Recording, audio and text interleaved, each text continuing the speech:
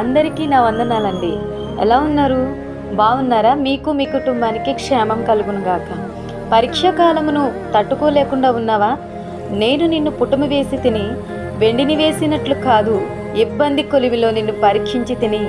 యెషయా 48:10 ఈ విధంగా సెలవిస్తుంది. నాతో ఎవరు లేరు, ఒంటరిగా దిక్కులేని ప్రయాణంలో సాగిపోతున్న నావను నేను. ఒక గురి లేదు, ఒక గమ్యం లేదు, ఒక తోడు లేదు, ఎవరి సహాయం, ఎవరి ప్రేమ లేదు అని కృంగిపోయి ఉన్నావా? దిగులు పడకు. నీవు నడిచే మార్గం నీ రక్షకునికి తెలుసు, నీ దేవునికి తెలుసు. నిన్ను సువర్ణంగా మార్చాలని ఆయన ఆశపడుతున్నారు. నలుగురిలో ఉంటే, చిరునవ్వుతో ఉంటే, నెమ్మదితో జీవిస్తుంటే ఎప్పటికీ అలా మార్చబడలేవు. అందుకే అన్నిటినీ, అందరినీ నీకు దూరం చేశారు. ఒంటరితనం అంటే ఏంటో తెలియజేస్తున్నారు. గుండె కోత అంటే ఏంటో నేర్పిస్తున్నారు. వేదన, ఆవేదన అనుభవం గుండా నిన్ను నడిపిస్తున్నారు. కన్నీటి సుడుల మధ్యను దుఃఖ సాగర నడుమ నిన్ను నడిపిస్తున్నారు. నిందలు, అవమానాలు అంటే ఏమిటో తెలియజేస్తున్నారు. దిక్కెవ్వరు లేని స్థితి అంటే ఏమిటో నేర్పిస్తున్నారు.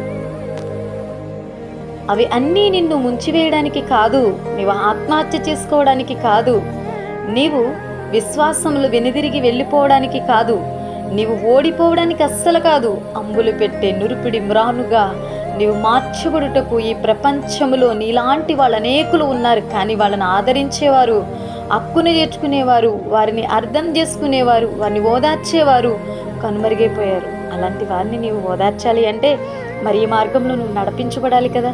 అలాంటి వారి గాయాలను నువ్వు కట్టాలి అంటే తప్పనిసరిగా నీవు ఇలాంటి మార్గంలో నడిపించబడాలి. కాబట్టి అబ్రహాము బిడ్డలు లేని సమస్య గుండా నడిపించబడ్డాడు. కాబట్టి అబ్రహాము వలె వాగ్దానం కోసం వేచి చూసి ఫలం పొందుకోవాలని నేర్చుకోగలుగుతున్నాము. యోసేపు పరిశుద్ధత విషయమై పరీక్షించబడ్డాడు. కాబట్టి యోసేపుని చూసి ఎలా పరిశుద్ధంగా జీవించాలో నేర్చుకోగలుగుతున్నాం.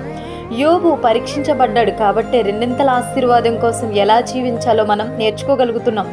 యాకోబు ఒంటరిగా మిగిలిపోయాడు. కాబట్టి అతన్ని చూసి దేవునితో ఎలా పెనుగులాడాలో నేర్చుకోగలుగుతున్నాం.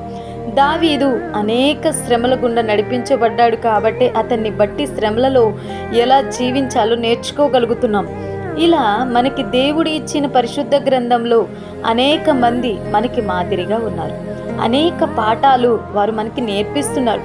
నేర్చుకునే వారిలో నీవు నేను ఉండక మనల్ని చూసి ఇతరులు నేర్చుకోవాలని దేవుడు ఆశిస్తున్నారు. కాబట్టి శ్రమల కొలిమిలో, ఇబ్బందుల మార్గంలో నిన్ను నడిపిస్తున్నారు. నీవు నడుచు మార్గం పూర్తిగా ఆయనకు తెలుసు. కీర్తనలు 139 2 నుంచి 5 వరకు.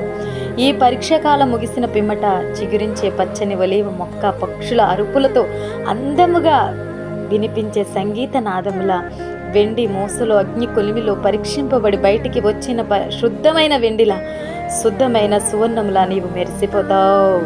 నమ్మిన వారందరూ ఆమేన్ చెప్దామా? ఆమేన్. నేను నమ్ముతున్నాను.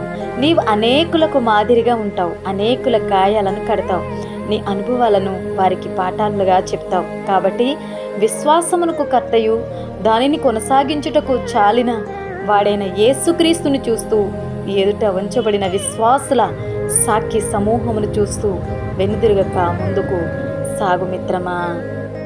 ఈ మాటలు మిమ్మల్ని ధైర్యపరిచినట్లయితే లైక్ చేయండి, షేర్ చేయండి, సబ్స్క్రైబ్ చేయండి. God bless you all.